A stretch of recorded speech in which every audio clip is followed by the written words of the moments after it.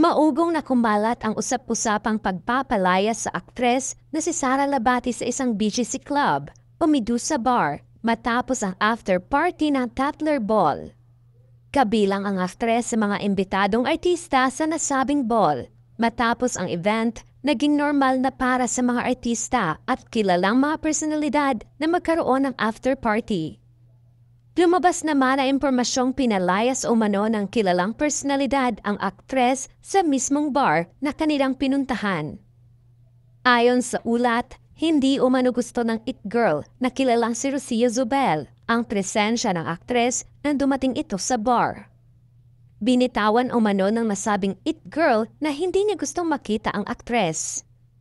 Bukod pa sa pagsabi ni Rocio na hindi niya gusto si Sara, ay may nadinig din na dialogo na gusto nga nilang palabasin ng aktres sa mismong bar.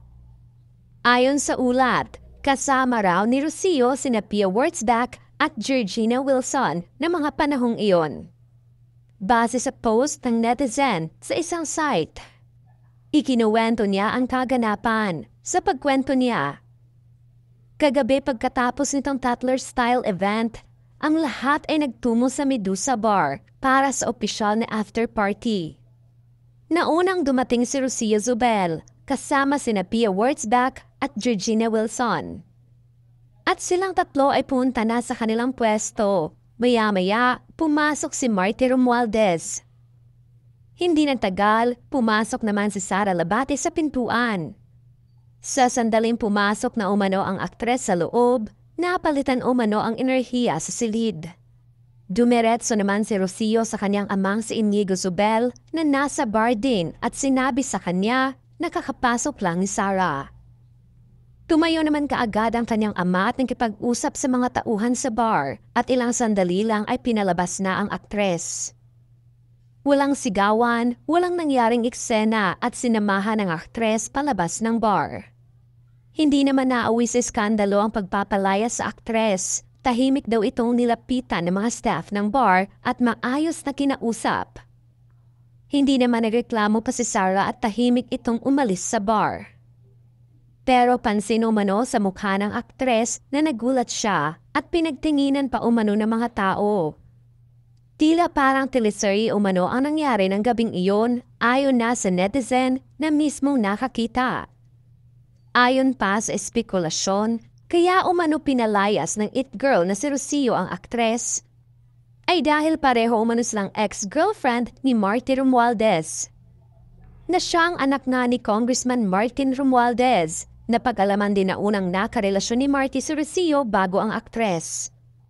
Kinumpirma naman mismo ng tauhan ng bar sa Billionario.com na totoo ang nangyari. At may katotohanan umano ang inisplok online ng nasabing netizen. Sa mismong Tatler Ball, parehong dinaluhan din ito ni Rocio at Sara. Kung saan si Rocio ang bagong ambassador ni Dr. Vicky Bello, samantalang si Sara naman ay celebrity friend ni Dr. Ivy Teo. Kasama rin ng It Girl ang kanyang amang si Inigo Zubel na mga panahong iyon. Kilala si Rocio Zubel bilang anak ng mayamang si Inigo Zubel. Kilalang Gen Z heiress nga si Rocio bilang youngest daughter ng kanyang mga magulang.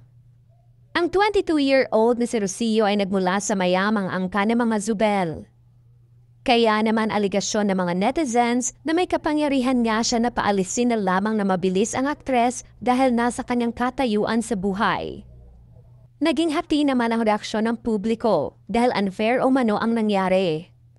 Dahil mukhang invited naman daw ang aktres sa after party. Lalo na at may brand na nagbigay sa kanya ng reservation. Inalmahan naman ito ng kanyang mga taga-suporta at naawas sa ginawang pagpapalaya sa aktres.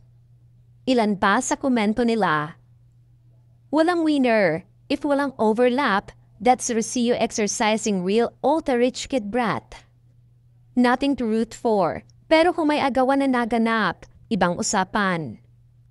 Anyway, hindi naman masyadong gwapo ang pinag-aawayan. People were actually rooting for Sara to succeed in life after niya iwan yung ex niya. At yung problema niya sa kanyang mother-in-law, tapos dyan lang siya kay Marty masisira.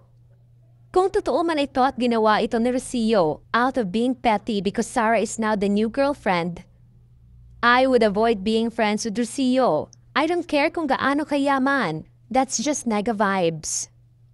I find Rocio so beautiful, but if she had Sarah kicked out na hindi naman siya rason ba't sila nag-break, then she is just another spoiled brat with a bully of a father.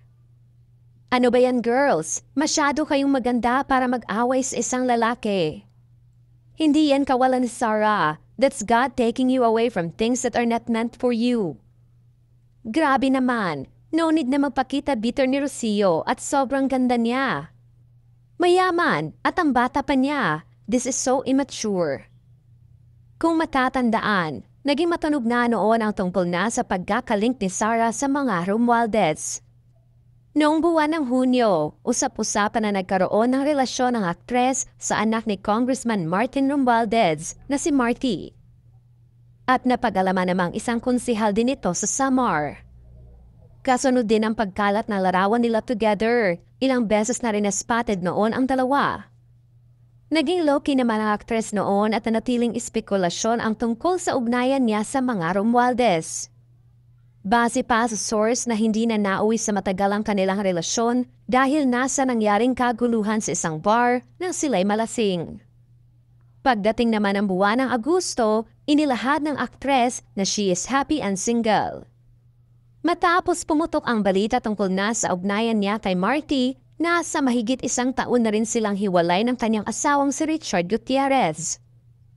Ito'y matapos na inanunsyo ng dating mag-asawa ang breakup nila noong 2023. Samantalang ayon naman sa ulat ng Philippine Star ngayon, pahayag umano ng source na kumpirmadong nagkabalikan daw sina Rocio at Marty, ito'y matapos ang breakup ni Marty kay Sarah. Tila na pagtagpi-tagpi naman ng mga netizens na posibleng totoo nga ang ugnayan ng aktres kay Marty noon. Dahil na nga sa nangyaring insidente ngayon, sa kabilang banda, nagpaabot naman ng suporta ang kanyang mga fans. At hiling nila na mag-focus na lamang siya sa mga bagay na magbibigay sa kanya ng peace at para na rin sa kanyang mga anak. Git nila na huwag na lamang niyang patulan ang hindi magagandang nangyari. Hanggang sa ngayon ay wala pang inilabas na opisyal na pahayag ang Medusa Bar pati na ang aktres tungkol na sa insidente.